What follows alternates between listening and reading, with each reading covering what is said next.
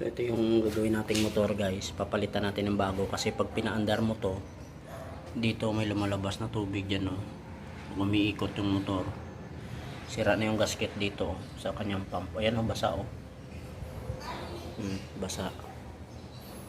So papalitan natin yan. So bibili lang ako ng ano dyan, gamit. Elbow, onion patinti, yan, solvent. So bili muna ako. Nakikita niyo yung tubig. Ayan, tumatalsik-talsik. Ayan, basa na. Basa na. Ayan, tumatalsik.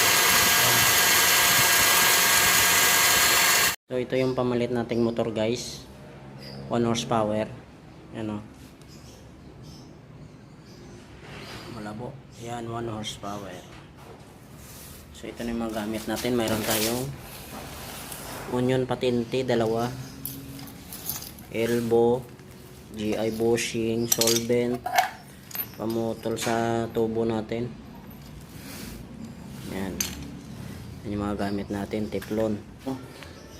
So tapos na yung ating ginawang install ng motor.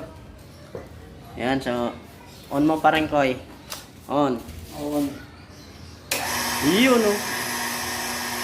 Yun, bumabasa. Ayos na.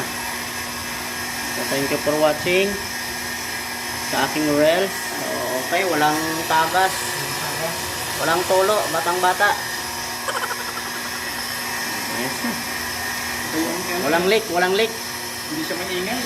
Oh, tahimik pagka bago. Kasi yun, maingay na yun kasi nga sira na yung dito niya, oh.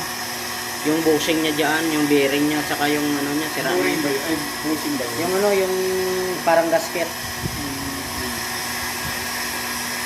So, gumamit lang tayo dito ng tinatawag ng onion patinti para pag nasira yung motor, diyan natin baklasin, saka diyan.